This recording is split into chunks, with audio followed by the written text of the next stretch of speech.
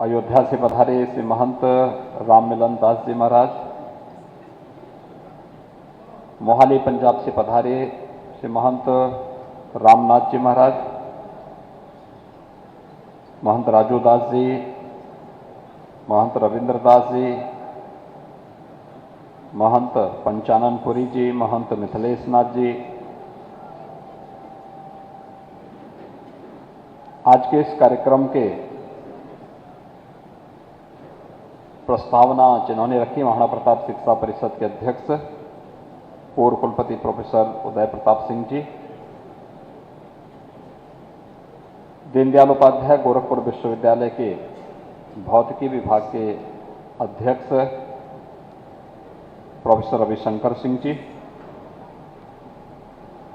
और आज के इस कार्यक्रम में उपस्थित सभी सम्मानित अतिथिगण, महाराणा प्रताप शिक्षा परिषद से संबद्ध सभी संस्थाओं के प्राचार्य और आचार्यगण, प्यारे बच्चों, प्रतिवर्ष गोरखपीठ की ओर से अपने पूज्य आचार्यों की स्मृति में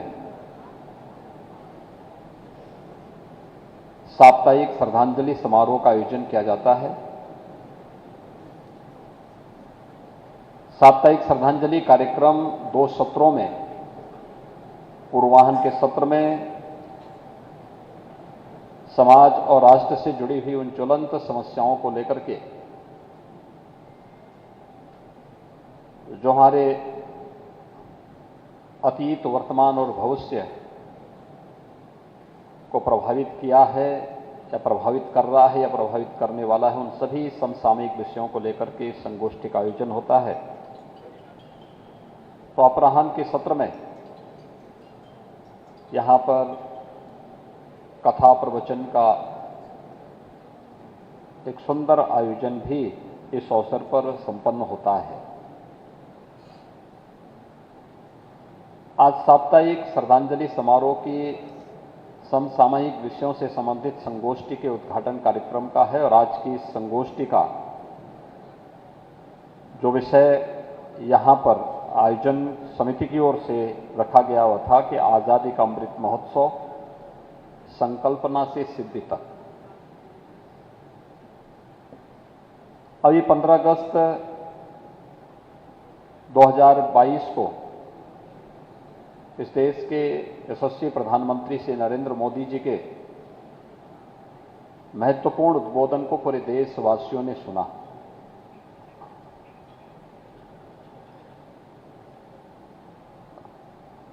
हम सब भारतवासी इस बात के लिए गौरवान्वित हैं कि हम सब अपने देश की आजादी के 75 वर्ष के इस समारोह में सहभागी बने। अलग अलग स्तर पर बने। स्कूल कॉलेजेस में हुए समारोह के माध्यम से बने होंगे, प्रभात फेरी के माध्यम से बने होंगे, स्वच्छता अभियान के माध्यम से बने होंगे, और हर घर तिरंगा के माध्यम से भी बने होंगे। पहली बार लगा कि कोई राष्ट्रीय पर्व केवल सरकारी आयोजन नहीं बल्कि इसमें जन भागीदारी भी है, और जन भागीदारी के माध्यम से आयोजन कैसे होते हैं इसका एक दृष्टांत आजादी के अमृत महोत्सव ने हम सबके सामने प्रस्तुत किया। इसकी प्रेरणा थी प्रधानमंत्री जी की। आदरणीय प्रधानमंत्री जी ने जो रूपरेखा पूरे देश के सामने रखी कि आखिर आयोजन केवल सरकारी आयोजन न बने, आजादी किसको,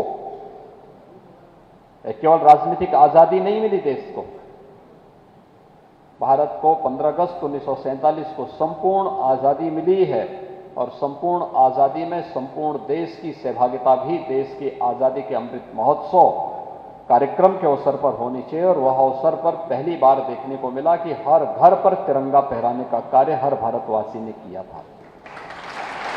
आजादी के अमृत महोत्सव में जन भागीदारी इसका उदाहरण है।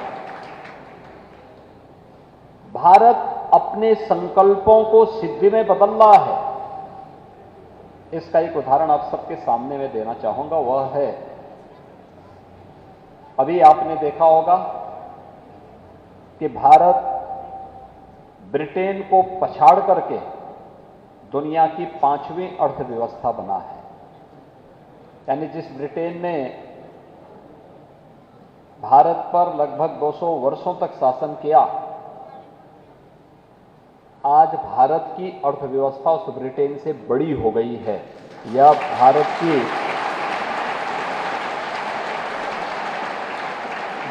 के यशस्वी नेतृत्व की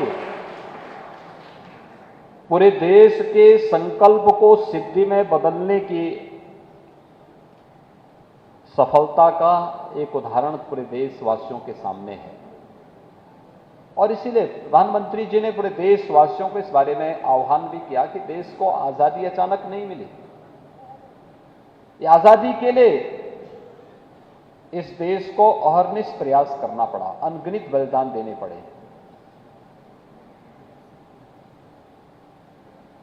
अलग अलग क्षेत्रों में कार्यक्रम हुए। संभवतः भारत दुनिया के उन चंद देशों में से एक है जिसने भले ही किन्हीं कारणों से उसे पराजय प्राप्त हुई हो, लेकिन उसने कभी पराजय को स्वीकार नहीं किया। वो निरंतर उसके खिलाफ लड़ता रहा। ये लड़ाई चाहे वह पृथ्वीराज चौहान की लड़ाई रही हो, चाहे वह महाराणा प्रताप की मुगलों के खिलाफ लड़ाई रही हो, वह लड़ाई चाहे वह छत्रपति शिवाजी महाराज और गुरु गोविंद सिंह जी की रही हो, लगातार देश की आजादी के लिए लड़ते रहे कि और अपने राज्य रजवाड़े की सुरक्षा के लिए नहीं, भारत के स्वाभिमान और सम्मान को बचाने के लिए लड़ते रहे। लेकिन उस लड़ाई में जहां राष्ट्रीय स्वाभिमान था, वहीं पर अगर किसी एक चीज की कहीं पर हम लोग देखते हैं कि पूरे देश के अंदर जिस लड़ाई को मेवाड़ से महाराणा प्रताप लड़ रहे थे, अगर पूरा देश उस समय भी एकजुट होकर के उनके नेतृत्व में लड़ा होता तो मुगलों के छक्के वहीं पर छुड़ा करके भारत को सदैव के लिए किसी पराधीनता से मुक्त करने का कार्य उसी कालखंड में हो गया होता। जिस लड़ाई को छत्रपति शिवाजी महाराज लगातार लड़ते रहे, अगर उनके नेतृत्व में पूरा देश एकजुट होकर के इस लड़ाई को लड़ा होता तो आने वाले समय में इस देश में आसन्न गुलामी के संकट नहीं देखने को मिलते। जिस लड़ाई को गुरु गोविंद सिंह जी महाराज लड़ रहे थे, पूरा देश एकजुट होकर के उनके साथ उस समय लड़ा होता तो संभवतः देश के सामने फिर यह पराधीनता नहीं देखने को मिलती। लेकिन पूरा देश एकजुट होकर के लड़ा था 1857 के प्रथम स्वतंत्र समर में। पूरे देश के अंदर जगह जगह आजादी के लिए लोगों ने हुंकार भरी थी।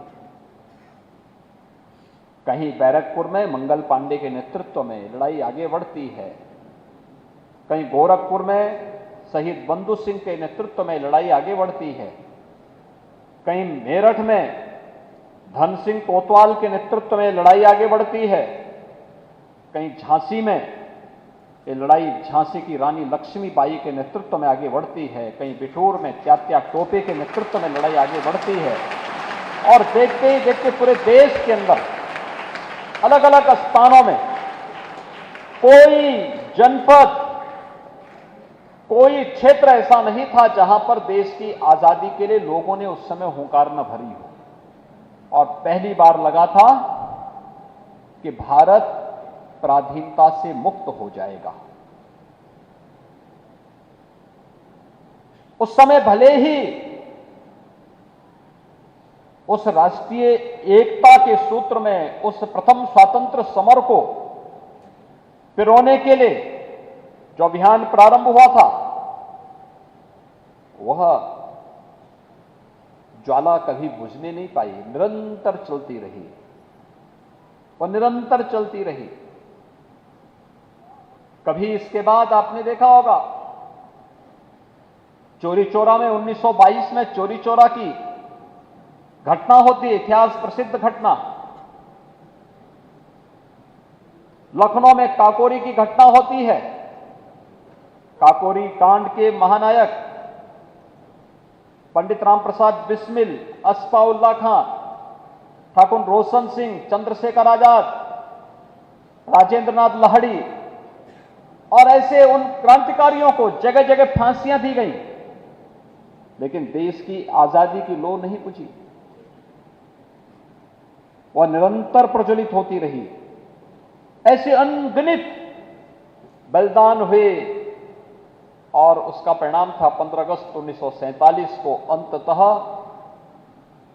यह देश स्वतंत्र होता है।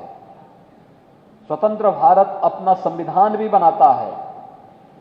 आज भारत 75 वर्षों की आजादी के बाद की अपनी एक यात्रा को लेकर के निरंतर आगे बढ़ा है और 75 वर्ष में ही हम लोगों ने ब्रिटेन को पछाड़ करके दुनिया की 5वीं अर्थव्यवस्था बनने में भारत ने सफलता प्राप्त की है।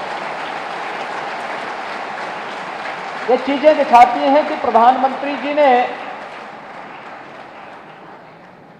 15 अगस्त 2022 को लाल किले की प्राचीर से देश की जनता को जो संकल्प दिलाए हैं, उस संकल्प को सिद्धि में बदलने के लिए उसकी शुरुआत हो चुकी है और उस दृष्टि से हर भारतवासी का दायित्व क्या है। विकसित भारत चाहिए तो विकसित भारत कैसा बनेगा? विकसित भारत के लिए केवल भारत को विकसित बोल देने से विकसित नहीं होना है। विकसित करने के लिए हर व्यक्ति को अपने कर्तव्यों का पालन करना पड़ेगा। जिस भी क्षेत्र में है, विद्यार्थी है, एक विद्यार्थी का क्या कर्तव्य है अपने स्वयं के प्रति, अपने स्कूल के प्रति, अपने शिक्षकों के प्रति, अपने परिवार और अपने समाज के प्रति, अगर वह अपने इन कर्तव्यों के बारे में जान जाए। एक शिक्षक स्कूल के प्रति, अपने छात्रों के प्रति, अपने परिवार और अपने राष्ट्र के प्रति उसका क्या दायित्व है, इस भाव के साथ कार्य करने लग जाए, अपने कर्तव्यों का अपने अपने क्षेत्र में पालन करना। कर्तव्य पालन करते समय हम इस बात को ध्यान में दें कि हम अपने स्वयं के लिए न जिए, बल्कि हमारे लिए देश प्रथम है, भारत प्रथम है, राष्ट्र प्रथम है, यह भाव होना चाहिए। नेशन फर्स्ट की थ्योरी हम सबके मन में, दिलो दिमाग में होनी चाहिए।